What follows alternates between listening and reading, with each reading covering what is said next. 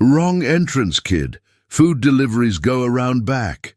That's how he was greeted, a short sentence, sharp and laced with laughter. The security guard didn't ask for a name, didn't check the order, didn't even make eye contact. He just looked at the hoodie, the dark skin, and the delivery bag, and decided exactly who the boy was. The guard laughed loud enough for the whole marble lobby to hear.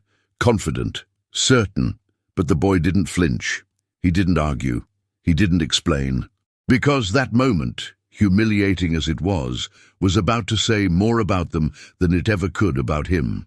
And what happened just minutes later made sure no one laughed the same way again.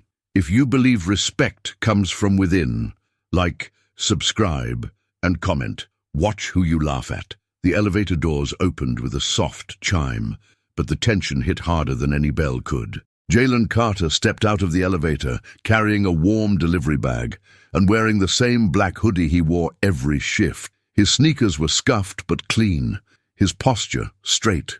His eyes scanned the glossy marble floor, the gold-trimmed front desk, the large glass windows, all spotless reflections of a world that had never really made space for him. He took a few steps toward the reception desk before the voice cut through. "Wrong entrance, kid. Food deliveries go round back." The security guard's tone wasn't just firm, it was amused. He leaned back in his chair with a grin, chewing gum, eyes never leaving Jalen's face. Jalen stopped. "I'm here for a scheduled delivery," he said calmly, lifting the branded bag slightly. "Suite 42B. The guard didn't even check the order system. He just smirked. "No one up there ordered anything from your app, I can promise you that." Several heads in the lobby turned, businessmen in tailored suits. Two receptionists behind the front desk, a woman walking a designer dog. Jalen felt the heat creep up his neck, but he didn't move, didn't raise his voice. "I have a confirmation," he said, pulling out his phone. "Paid in advance. James—" "Kid," the guard interrupted, rising from his seat. "You think you can just stroll into a place like this and say a name like that? James who? Bond?" A few people chuckled. The woman with the dog laughed. The receptionists exchanged a glance, unsure if they should step in or stay silent. Jalen's thumb hovered over the call button on the app. "Look," the guard continued, stepping closer. "You want to keep this job? Learn how to follow protocol. Back entrances by the loading dock. You don't walk through here like you're one of them." "One of who?" Jalen asked quietly. The guard paused, thrown off by the calm in Jalen's voice, by how unfazed he seemed. "Listen, I don't have time for—" Then the phone in Jalen's hand buzzed. A name flashed across the screen, James A. Langston, and under it, "Hey, where are you? Come straight up. Front desk should let you through." Jalen tilted the screen toward the guard. "Still think I'm at the wrong entrance?" The smirk faded. The name Langston wasn't just familiar, it was legendary. It was the name on the company's founding plaque in the lobby. It was the last name of the man whose portrait hung in the executive boardroom upstairs. And suddenly, the delivery boy standing in front of him wasn't so easily dismissed. The lobby suddenly felt colder. The guard stood frozen, staring at the name on the screen like it might explode. James A. Langston, founder, CEO, a man whose calendar was booked months in advance, texting a teenage delivery boy like they were old friends. Before the guard could respond, the elevator behind Jalen pinged again. The doors slid open, and out stepped a tall, silver-haired man in a crisp navy suit, sharp jaw, presence like gravity. Every receptionist stood a little straighter. Even the marble floor seemed to gleam more under his shoes. James Langston. He didn't look left or right. He looked straight at Jalen. "Sorry I'm late," he said, walking over and extending his hand. "I asked them to let you up." "You okay?" Jalen nodded, calm as ever, though the weight of a dozen stairs pressed on his back. "I was told I had the wrong entrance," he said plainly. Langston blinked, just once, then turned slowly toward the security guard. "What's your name?" he asked. The guard's mouth opened, closed. Marcus, sir." "Marcus," Langston repeated. He wasn't shouting, didn't need to. "This young man is not just delivering food, he's delivering something for me personally. He's here because I asked him to be, And if anyone ever questions where he belongs in this building again, they won't have to come back to explain it. I will. Marcus nodded stiffly. Yes, sir.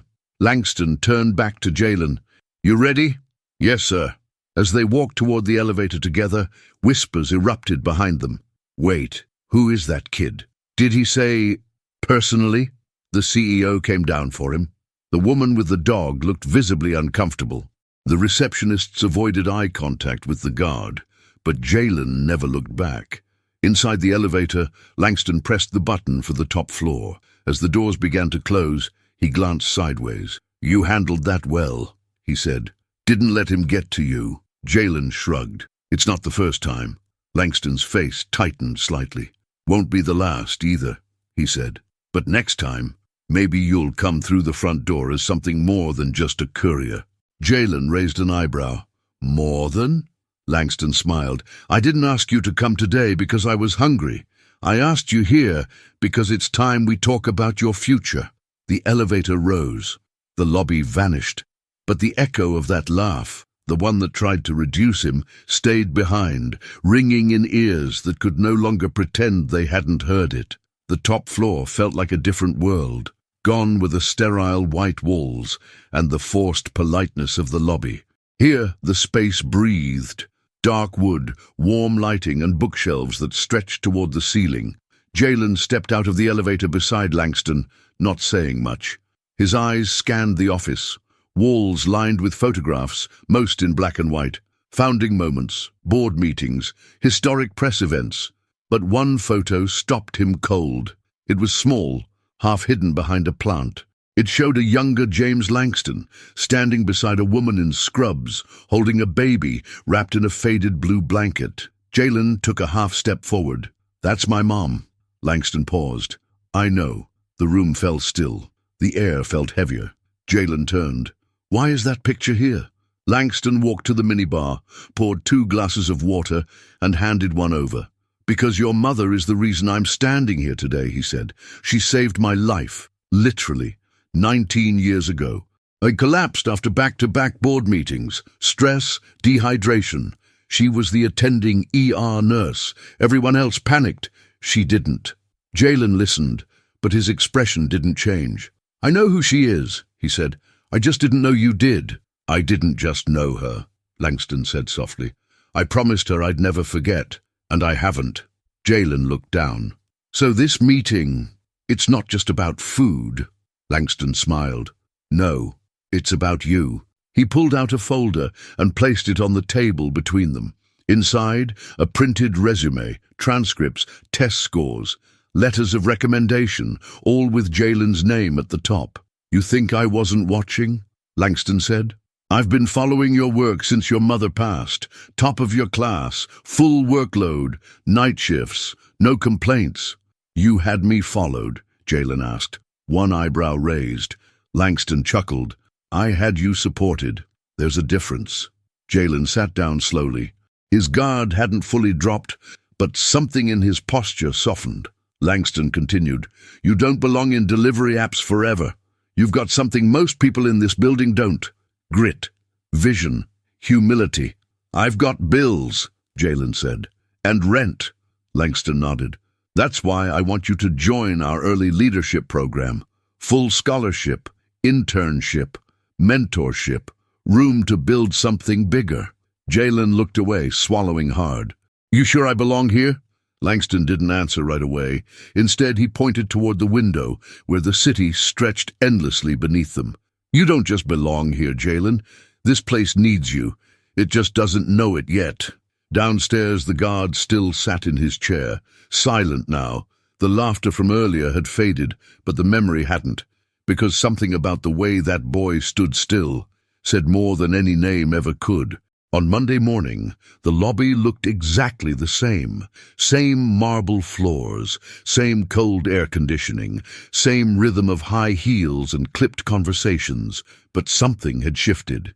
Jalen stood in front of the same security desk. No delivery bag this time, no hoodie. Just a navy blue button-down shirt, slacks, and a company badge clipped to his belt. Marcus, the guard, noticed him immediately. He rose from his chair instinctively, unsure if he should speak. maybe unsure if he was even allowed to. Jalen nodded politely. "Morning." Marcus cleared his throat. "Good morning, sir." He said sir. It came out stiff, awkward, but it was there. Jalen scanned his ID and passed through the gates. He didn't smile. He didn't gloat. He just walked, like he had every right to be there, because now he did. Upstairs, Jalen entered the conference room, where a dozen interns buzzed with introductions and caffeine-fueled nerves. Most had come from elite schools. Some had family names older than the company itself, but when Jalen spoke, they listened. His words weren't polished, but they were grounded, clear, sharp. And when he shared how he used to deliver to that very building, no one laughed. They leaned in, because there's something magnetic about a person who rises, not from privilege, but from persistence. Langston watched from the glass hallway, arms crossed. He didn't interrupt, didn't step in. He didn't need to. Jalen had already taken the room. Later that day, in the executive lunchroom, Jalen walked past the line of catered trays and freshly pressed suits. He caught glimpses. The same receptionists who once ignored him now smiled awkwardly.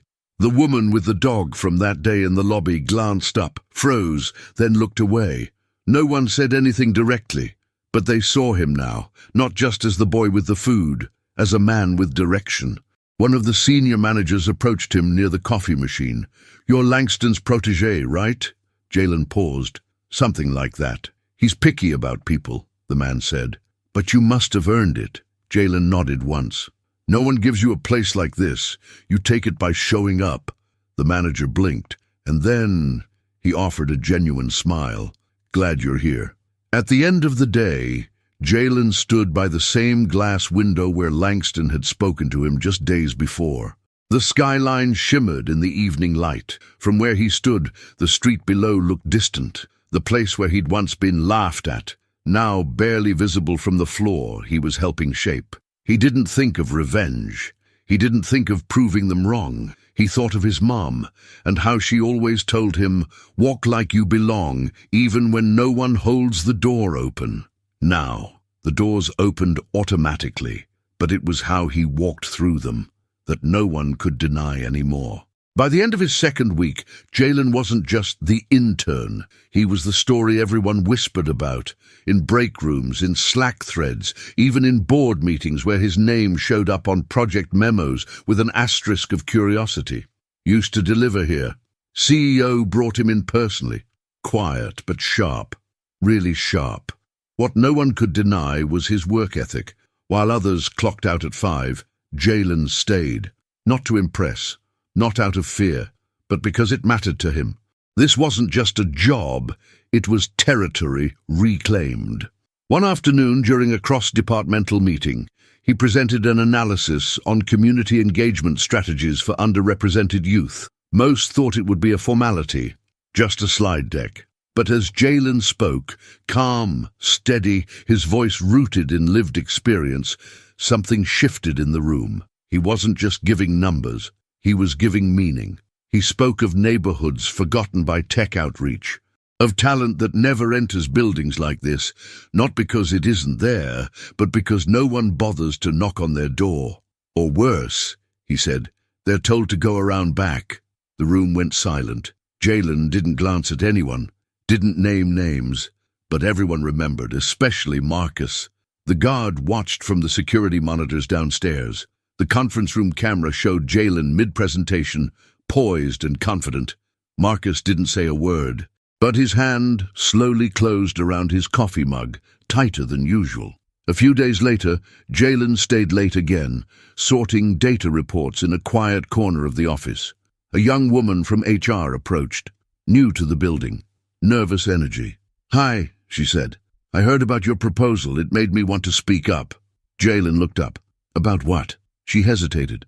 "I've been here 6 months, and no one ever really sees me. I thought maybe I was just imagining it. Until I saw how they treated you that first day, and then how they look at you now." Jalen didn't respond right away, but he nodded. "You're not imagining it." She smiled, not because it was a happy truth, but because someone finally said it.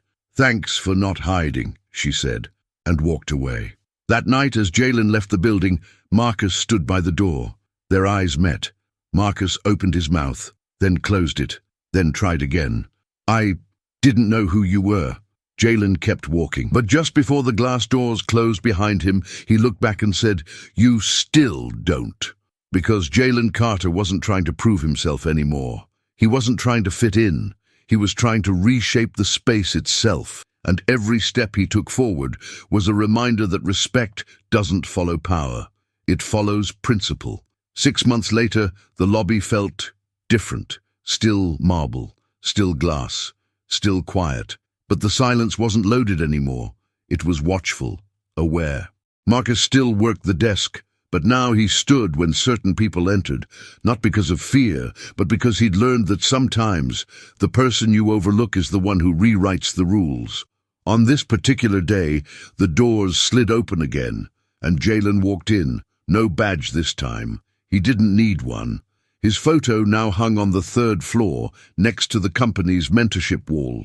The plaque beneath it read, "From Deliveries to Direction, Jalen Carter, Leadership Fellow." He crossed the lobby with quiet ease, hands in his pockets. But today wasn't about work. It was the company's first Equity and Access Summit, and Langston had asked Jalen to speak. People from across the state were attending. Youth programs, startups, executives, students, and Jalen. He had no speech. He stepped onto the stage, looked out at the crowd, and simply told the story. Not the polished version, the real one, of showing up with a warm bag and a name no one cared to ask, of being laughed at, of being told to go around back, and of the choice not to explode, but to endure, and then to lead. "I didn't walk through that front door because I wanted attention," he said. "I walked through it because someone has to. So the next time a kid walks in with a hoodie and a name you don't recognize, maybe you'll pause, maybe you'll ask, or maybe you'll remember this moment and just open the door." The room rose to their feet, not because he demanded it, but because truth, when spoken softly and bravely, rises all by itself. Later, as he left the stage, a teenager in the front row stopped him.